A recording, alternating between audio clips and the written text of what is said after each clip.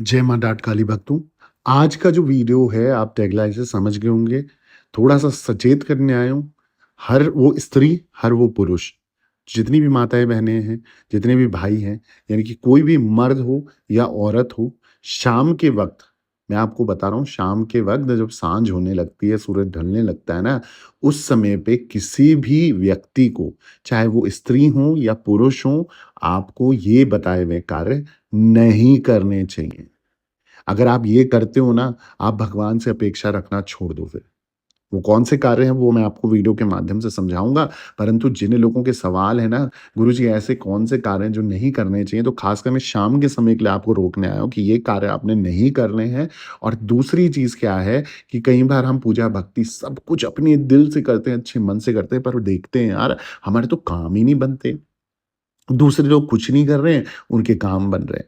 भाई जब पूजा-पाठ और भक्ति में आओगे तो शास्त्रों के कुछ नियम जानने बहुत ज़रूरी है, जिनका ध्यान करते हुए अगर आप वह कार्य करते हो ना, तो 101% गारंटी है, अगर वो विपरीत कार्य होंगे तो आपको दंड का भुगतान होगा और अगर विपरीत नहीं है, आपके जो हित के लिए है, तो फिर कहीं न कहीं वो अत्यंत फलदायी होंगे। आपको बता दूँ कि मैं आपको वीडियो शुरू करने से पहले हमेशा की तरह एक निवेदन करना चाहता हूँ कि अगर आप पर्सनली मुझसे कनेक्ट होना चाहते हो, आपकी कोई पर्सनल प्रॉब्लम है, कैसी भी प्रॉब्लम है, उसका समाधान आप मुझसे करवाना चाहते हो, तो आपने क्या करना है, मेरे यूट्यूब चैनल का नाम नीचे ब्लिंक होता दिख रहा है, ऑफ़िशियल देवी भगवती शक्ति के नाम से, ठीक इसी नाम से मेरी इंस्टाग्राम आईडी और फेसबुक आईडी है। वहाँ जाके मैसेज बॉक्स में आप अपॉइंटमेंट लिखें, एक छोटी-सी अमाउंट पे करने के बाद टाइम बुक कराएँ, इस निर्धारित समय पे मैं आपसे स्वयं बात करूँगा, इंस्टा कॉल या फेसबुक कॉल के माध्यम से। कोई भी फ़ोन नंबर शेयर नहीं करा जाएगा और इस कॉल के माध्यम से जो भी प्रॉब्लम होगी डिस्कस करके ना 101% गारंटी के साथ मैं आपको समाधान दे दूँगा। अब आ जाते हैं वीडियो पे, तो आज का जैसा वीडियो है कि मर्द हो या औरत हो, शाम के वक़्त भूल कर भी ये काम नहीं करने चाहिए, वरना कहीं न कहीं अंजाम बुरा होता है। वो कौन से कार्य मैं आपको बता दूँ, अगर मैं ज्योतिष शास्त्र की बात करूँ, वास्तु शास्त्र की बात करूँ, सामुद्रिक शास्त्र की बात करूँ या ऐसे ही कुछ विधाएँ हैं जो जिनके प्रयोग से हम जीवन में आ रहे संकटों के रुख मोड़ सकते हैं। बिल्कुल सही सुना आपने कि हम उन चीज़ों को, उन परेशानियों को हटा सकते हैं, कुछ समय के लिए रोक सकते हैं या बिल्कुल मोड़ सकते हैं। तकलीफ होने पर लोग इन शास्त्रीय उपायों का प्रयोग भी करते हैं। लेकिन आज मैं आपको जो बताने जा रहा हूँ, उससे जानने के बाद आप भी इन कामों को करने से पहले हज़ार बार सोचोगे कि भई मुझसे ये गलती ना हो जाए। कभी करने के बारे में सोचेंगे भी नहीं, क्योंकि अगर ये काम आपने करने का सोचे हैं, तो भी आप एक बार ज़रूर सोच लेना कि भैया मैंने सुना हुआ है और लोगों के साथ भी वीडियो शेयर करो, अपनी फैमिली और अपने रिलेटिव्स के साथ ताकि उनको भी पता लग सके भैया कौन से कार्य नहीं करने हैं। जैसे ऋषियों ने अपने अनुभव के आधार पर जीवन के लिए कुछ नियमों का निर्माण किया है। इनमें कुछ नियम स्वास्थ्य से संबंधित हो सकते हैं और कुछ नियम आध्यात्म और नैतिक जीवन को ध्यान रख के बनाए गए हैं। महर्षि मनु ने भी अपनी संहिता में ऐसे ही 4 कार्यों का उल्लेख भी किया है, जो शाम के समय किसी भी स्त्री और पुरुष को नहीं करने चाहिए। कौन से कार्य वो मैं आपको बता देता हूँ। सबसे पहला कार्य क्या है कि शाम का वक़्त ईश्वर की, भगवान की, परमात्मा की आराधना का वक़्त होता है। मंत्र जाप के लिए होता है। माना जाता है कि इस दौरान माता लक्ष्मी पृथ्वी का भ्रमण करने आती हैं। इसलिए जो है ये जो शाम का समय का जो टाइम है, ये निद्रा लेने से दुर्भाग्य की प्राप्ति करवाता है। इससे मनुष्य की सफलताओं में बाधा आती है और जो बंधन लग जाते हैं और जो बंधनों का आप आगमन करवा देते हो कि भैया कोई कार्य बने ही ना, तो इसलिए शाम के वक़्त इस कार्य से दूर रहना बहुत ज़रूरी है। तो जितने भी स्त्री हों, पुरुष हों, जब शाम का समय हो जाए और सूरज ढल जाए, खासकर 4 बजे के बाद, आप कोशिश करें कि घर में कोई व्यक्ति सो ना रहा हो। ठीक है? तो अगर आप सोते हो तो खो गया, क्योंकि माँ लक्ष्मी शाम के समय हर घर में एक भ्रमण करने ज़रूर आती है और अगर आपकी पैसों की परेशानी बढ़ रखी है, कर्ज़ा-उधारी बढ़ रखा है और दिक्कत परेशानी चल रही है, आपको देखोगे व्यक्ति आपके घर के आलसी होंगे और दिन-रात सोते रहते होंगे या बिस्तर में ही लेट के खा रहे होते होंगे। तो भैया जो इस तरीके के कार्य करेगा, तो कहीं न कहीं माँ लक्ष्मी उससे रुष्ट हो जाएगी। आप देखो ना स्वयं आपके घर में मेहमान आए और कोई गेट खोलने ना जाए, तो फिर तो गलत बात है।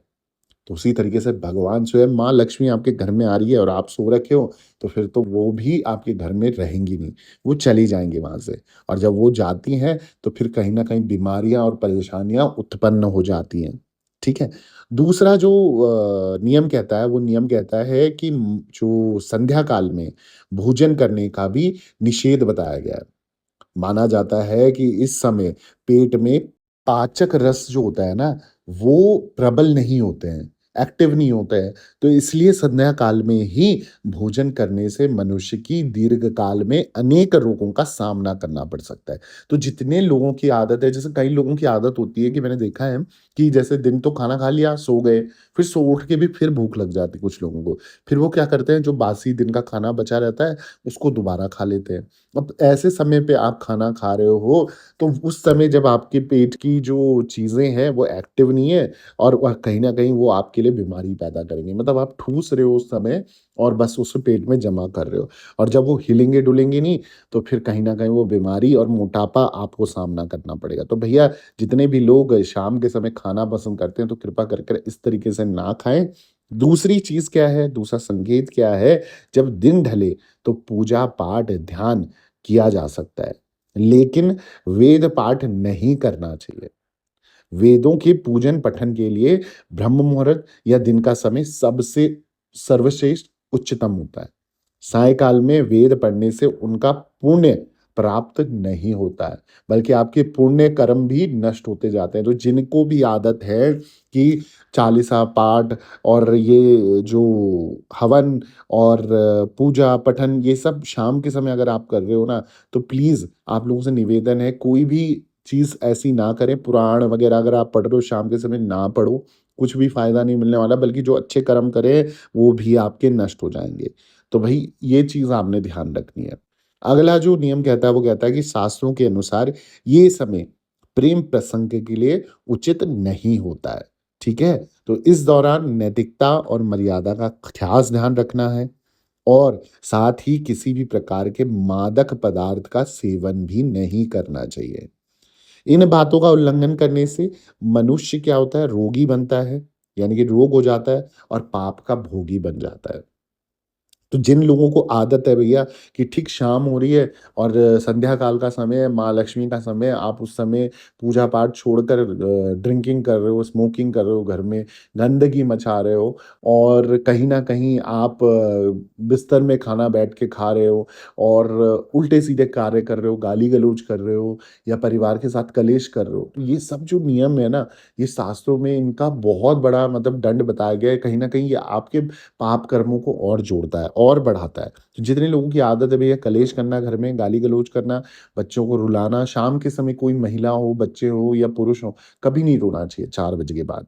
तो जो लोग ऐसा कार्य करते हैं उन लोगों को प्लीज़ मैं आप लोगों से निवेदन करूँगा कि इस तरीके का कार्य बिल्कुल भी ना करें, क्योंकि ऐसा कार्य करने से आप पाप के भोगी बनोगे। जिन लोगों की आदत है कि बिस्तर में खाना खाने की, वो लोग बिस्तर में खाना ना खाया करें, ठीक है? अपना नीचे बैठ के पलौती मार के ही खाना खाएँ, ये भी आपने नियम बनाना है। और अगली जो चीज़ है ये मैं आपको बता दूँ कि जितने भी लोग संध्या काल में पूजा-पाठ करने के बजाय क्या करते हैं कि मैंने महिलाओं को देखा है, स्त्री-पुरुष जो भी घर की लक्ष्मी है, वो शाम के समय 6-7 बजे घर से बाहर निकलती हैं।